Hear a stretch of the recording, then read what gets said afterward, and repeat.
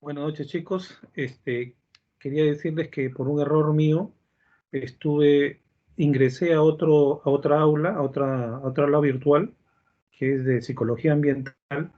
Por alguna razón que no entiendo, he dado un clic en alguna parte que no debía y estaba haciendo una clase de una hora en ese ambiente. Entonces lo que voy a hacer es copiar esa hora de clase y ponerla en el aula virtual para que ustedes eh, puedan ver esa primera parte y yo continuar con esta y no se vean perjudicados. O sea, eh, ven la primera parte de una hora y completan con lo que vamos a ver el día en este pequeño tramo que queda de 40 minutos. Okay. Hemos estado hablando sobre sustancias psicoactivas y su impacto en la psicopatología eh, de las personas, de las familias y de la sociedad, y también de los estados, ¿no? Y cómo es digno estudiarlo, cómo es importante que un psicólogo conozca este tema y lo domine con miras al futuro de poder desarrollar políticas preventivas desde algún gobierno municipal, alguna organización, algún gobierno regional o desde el Estado. ¿Sí? A ver,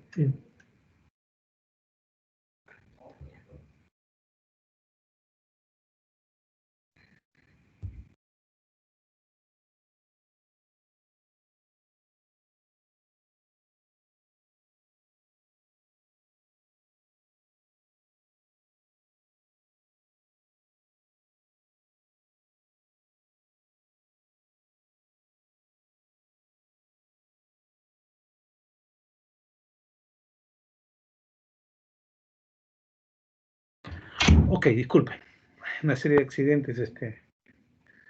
Les mencionaba que había estado grabando la clase en otra aula, en otro salón, ¿ya? Y me parecía raro que no había nadie. Entonces, vamos a completar esta segunda parte y les voy a pedir, por favor, mil disculpas y que vean la primera parte en algún momento para que puedan complementar esta clase muy importante. ¿Por qué es muy importante? Porque los psicólogos tenemos mucho que decir en el problema de la adicción, sobre todo de la adicción psicológica, porque hay una dependencia, en la dependencia siempre hay un problema de carácter psicológico, siempre. Y nosotros tenemos mucho que decir ahí, mm, mm, aun cuando ciertos grupos políticos en sus propuestas ideológicas o de partido o políticas propongan que la legalización de drogas es un buen camino. Yo les vengo diciendo acá que nunca va a ser un buen camino, porque cualquier droga, por mínima que sea, si no causa dependencia física, va a causar dependencia psicológica y al causar dependencia psicológica se abre una puerta de entrada a otro tipo de conductas, a disfunciones en la conducta, a proclividad para accidentes y la puerta para consumo de otras sustancias, ¿no? Y habíamos estado viendo qué cosa el impacto en las familias, en los estados, en las sociedades, la relación entre drogas y daños, que por eso les pido que lo revisen, cómo hay eh, los tres patrones que, como están, que están de color verde, que tenemos que considerar para relacionar drogas y daños en las personas. Luego, las consecuencias de una intoxicación aguda, consecuencias físicas, consecuencias psicológicas. Hemos hablado profundamente sobre la dependencia, estamos hablando sobre la dependencia, la diferencia entre tolerancia, abstinencia y apetencia, ¿ya? Que son conceptos que el psicólogo debe manejar con, con bastante dominio porque acá hay la ignorancia en este tema o la falta de conocimiento del tema lleva a tomar decisiones, a recomendaciones, opiniones y que luego se ven reflejadas en el trabajo terapéutico, que son sesgadas, que son mal trabajadas por falta de conocimiento. Entonces es importante que nosotros trabajemos este aspecto, primero lo dominemos y luego opinemos, ¿ah? Porque es muy importante que acá en esto de consumo de droga no se trata de opinión, se trata de ver qué hay detrás. científicamente del efecto psicológico y en el comportamiento de las personas del consumo de drogas. Hemos visto ya lo que es tolerancia, lo que es el síndrome de abstinencia, que es probablemente otra de las causas que causa mucho daño a las personas, las consecuencias sociales del consumo de drogas, que luego terminan siempre en un consultorio psicológico,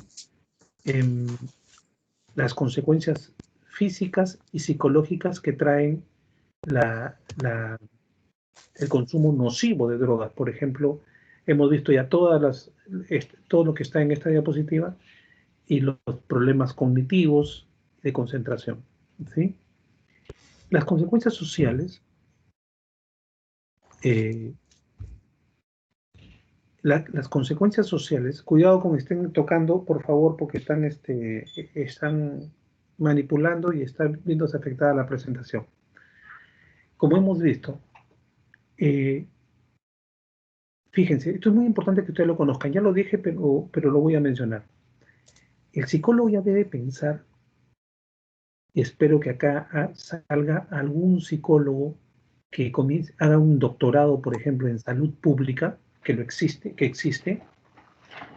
¿Para qué? Para comenzar a ser parte de políticas de trabajo a nivel municipal, regional, nacional. ¿Ya? A los psicólogos no se le incorpora en políticas públicas. ¿Qué son políticas públicas? Son la organización de programas nacionales para abordar problemáticas de salud. ¿Ya? El consumo de sustancias psicoactivas es un problema mundial. No es solamente un problema nacional ni un problema de familia. Es un problema mundial. ¿Por qué? Porque trae problemas económicos. Los estados, las familias, las personas deben invertir grandes cantidades de dinero para mantener a raya el consumo de drogas y para rehabilitar a las personas que caen en esto. Aparte de que el consumo de drogas aparta a un grupo de personas que son los consumidores en sus edades más productivas, ¿ya? Que podrían beneficiarlos a ellos, a sus familias, a las sociedades y al futuro de un país, ¿no? Entonces, hay problemas económicos serios, hay problemas con la ley. Todo consumidor de droga, Daisy, por favor, puedes apagar tu micrófono. Eh, Todo consumidor de drogas que ya se vuelve dependiente solo piensa en conseguir la droga. Ya su psicología cambió tremendamente. Solamente piensa en conseguir la droga. Y para conseguirla, como no trabaja, como no tiene ingresos, porque ya generalmente las personas se llegan a deteriorar tanto que pierden amistades, trabajo, dejan de estudiar. Entonces, ya existe dependencia, lo que deben buscar es la droga de cualquier manera. Y empiezan generalmente en casa, sustrayendo cosas de la familia y luego cosas importantes, robando dinero y estafando y después cuando ya pierden la confianza de todos los seres que están a su alrededor, comienzan a tener problemas con la ley. ¿Ya? Por supuesto, ya lo dije, hay problemas en las relaciones personales y dificultades para mantener un trabajo o la escuela. ¿Sí? Em, si se trata de drogas, por ejemplo, como en países eh, mm, aparentemente más avanzados, pero dentro de América Latina hay también un tipo de drogas que se inyectan, ¿no? Vemos problemas cardiovasculares, de hecho, venas colapsadas, estas personas comienzan a buscar ya sitios en su cuerpo en que puedan inyectarse porque ya ustedes deben saber que las venas como mecanismo de defensa se esconden, ¿no? Se esconden cuando una persona está inyectada, siendo inyectada más de lo normal. Y después las enfermeras a las personas que están hospitalizadas tienen dificultades para encontrar las venas, por eso comienzan a hacerlo por acá, ¿no? Igual, los consumidores parece que aprendieran mucho de enfermería y comienzan a buscar lugares donde puedan cada vez inyectarse más. Y eso trae infecciones, deterioro del sistema inmunológico y la muerte, generalmente, ¿no? Endocarditis, ¿no? Trombosis e infecciones que ya les dije, ¿no?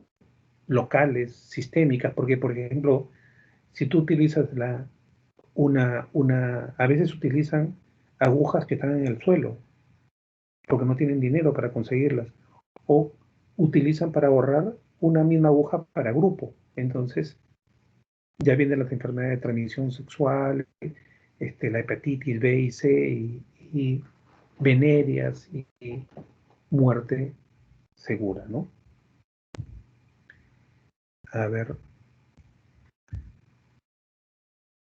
Eh, Ahora vamos a ver un poco la clasificación de las sustancias psicoactivas, ¿ya? Entonces, toda la primera parte está equivocada. He estado yo hablando solo en otro salón. Hablé de lo que significan el problema de las drogas, su problema psicológico y su problema físico, ¿ya? Ahora vamos a hablar de sustancias psicoactivas. Entonces, no se olviden, por favor, de revisar la primera parte que les voy a colgar hoy día, ¿ya? ¿Qué es una sustancia psicoactiva? Dice que es una sustancia que al ser ingerida puede alterar la conciencia, el estado de ánimo o los procesos de pensamiento del individuo o de la persona. No sé por qué no me gusta decir individuo, pero, o sea, en ciencias sociales individuo es, es común, pero en ciencias legales, perdón, en todo lo que es mundo legal, individuos, generalmente la persona que comete un delito, ¿no? O despectivo incluso el uso, ¿no? Por eso yo creo que yo debo decir más persona, pero los conceptos de la Organización Mundial de la Salud es esa, ¿no? Es una sustancia que al ser ingerida puede alterar la conciencia. Altera la conciencia, el estado de ánimo o los procesos de pensamiento de la persona. ¿Ya? Por eso reitero, como lo dije en la primera parte, me parece extraño que en otros países se haya legalizado el consumo de drogas y que las personas consuman drogas dentro de su trabajo, lo consumen. Y eso puede llevar a graves accidentes de trabajo. Eh, Hay que recordar, hay que conocer, esto es muy importante, que la dopamina es un neurotransmisor relacionado con el proceso adictivo. ¿Por qué? Porque la dopamina se dice que es el neurotransmisor del placer. En realidad no es tanto del placer, sino que activa estados placenteros, ¿ya? Como compensación a estados tristes o a estados depresivos, ¿ya? Entonces, cuando hay estados depresivos psicológicos o reales causados por alteraciones de neurotransmisores, la dopamina comienza a elevarse, es como un equilibrio, busca un equilibrio. ¿Para qué? Para contrarrestar. Cuando tú estás deprimido y comienzas a pensar, bueno, ¿por qué me estoy deprimiendo? En realidad debo salir adelante, debo esforzarme más, no debo hacer caso a esto. Cuando tú buscas autoconvencerte para vencer tus estados inhibidos, es porque la dopamina está tomando control de ti, ¿ya? Entonces, pero ¿qué ocurre cuando la dopamina está en estados de niveles altos? Tienes un estado de placer muy vinculado.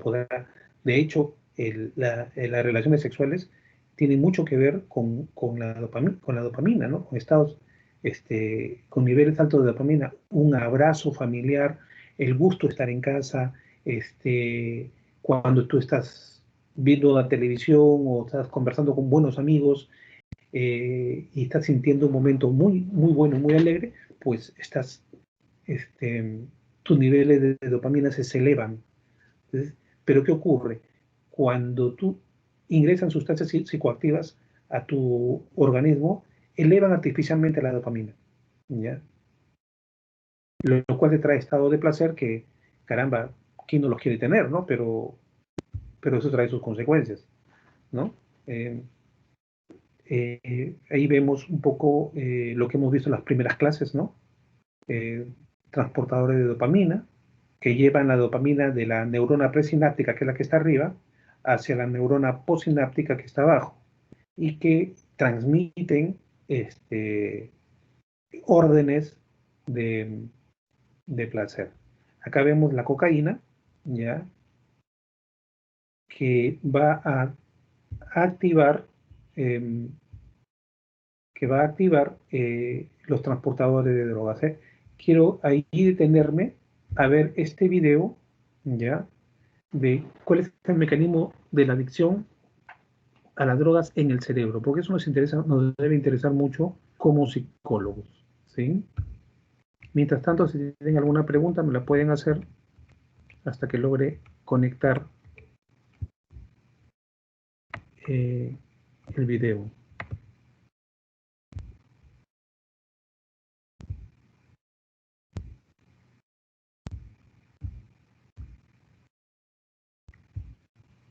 Muy bien, vamos a ver este video corto nada más, no le voy a dar mucho tiempo porque no tenemos ya mucho, pero para mí es muy importante que se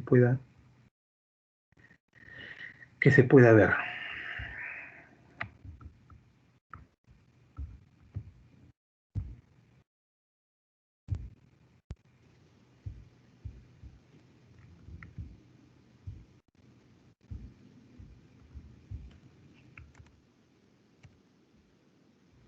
Me dicen si se escucha.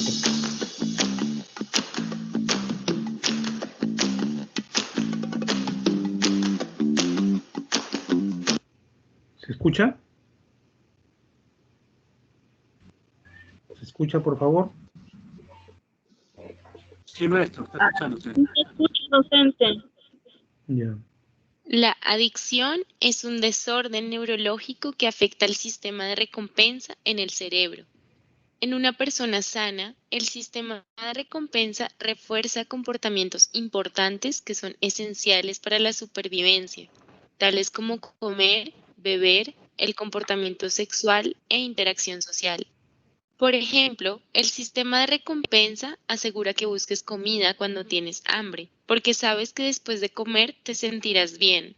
En otras palabras, hace la actividad de comer placentera y memorable, por lo que querrás hacerlo una y otra vez cada vez que sientas hambre. Las drogas de abuso se apropian de este sistema, tornando las necesidades naturales de la persona en necesidad de drogas. El cerebro consiste en billones de neuronas o células nerviosas que se comunican a través de mensajeros químicos o neurotransmisores. Cuando una neurona es estimulada lo suficiente, un impulso eléctrico llamado potencial de acción es generado y viaja por el axón a la terminal nerviosa. Aquí desencadena la liberación de un neurotransmisor en la hendidura sináptica, un espacio entre neuronas. El neurotransmisor luego se une a un receptor en una neurona vecina generando una señal en ella, transmitiendo así la información a esa neurona. Las principales vías de recompensa involucran la transmisión del neurotransmisor dopamina del área tegmental ventral, el ATV del mesencéfalo al sistema límbico y la corteza frontal. Participar en actividades agradables genera potenciales de acción en neuronas productoras de dopamina del ATV. Esto causa liberación de dopamina desde las neuronas en el espacio sináptico. Luego, esta se une y estimula el receptor de dopamina en la neurona receptora. Se cree que esta estimulación por dopamina produce los sentimientos placenteros o efecto de recompensa. Las moléculas de dopamina después son removidas del espacio sináptico y transportadas de nuevo hacia la neurona transmisora por una proteína especial llamada transportador de dopamina. La mayoría de las drogas de abuso incrementan el nivel de dopamina en la vía de recompensa. Algunas drogas como el alcohol, la heroína y nicotina indirectamente excitan a las neuronas productoras de dopamina en el ATV, de modo que éstas generan más potenciales de acción. La cocaína actúa en la terminal nerviosa, se une al transportador de dopamina y bloquea la recaptación de dopamina. La metanfetamina, un psicoestimulante, actúa de forma similar a la cocaína en el bloqueo de la remoción de dopamina. Además, esta puede entrar en la neurona, en las vesículas que contienen dopamina, donde desencadenan la liberación de dopamina incluso en ausencia de potenciales de acción. Diferentes drogas actúan de forma diferente, pero el resultado común es que la dopamina se acumula en la sinapsis en una cantidad mucho mayor de lo normal. Esto causa una estimulación continua, tal vez sobreestimulación de las neuronas receptoras, y es responsable de una euforia prolongada e intensa que experimentan los usuarios de drogas. Exposiciones repetitivas a oleadas de dopamina causadas por drogas eventualmente desensibilizan el sistema de recompensa. El sistema ya no es sensible a los estímulos cotidianos. La única cosa que es gratificante es la droga. Así es como las drogas cambian las prioridades en la vida de la persona. Después de un tiempo incluso, la droga pierde su habilidad para recompensar y dosis más altas son necesarias para lograr el efecto gratificante. Esto finalmente conduce a una sobredosis.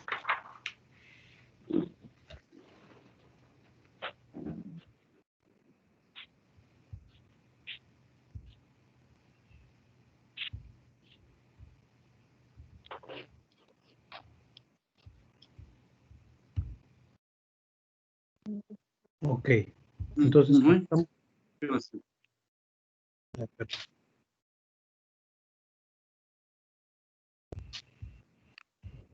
ya. Entonces, como hemos visto,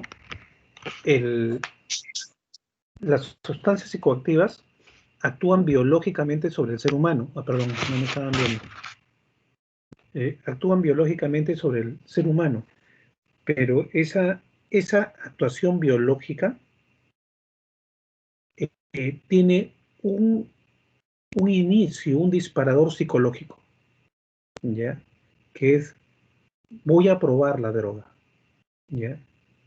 Y luego el consumo continuado, ¿por qué? Por las amistades, porque eso trae placer con estar con los amigos, me río más, la paso mejor.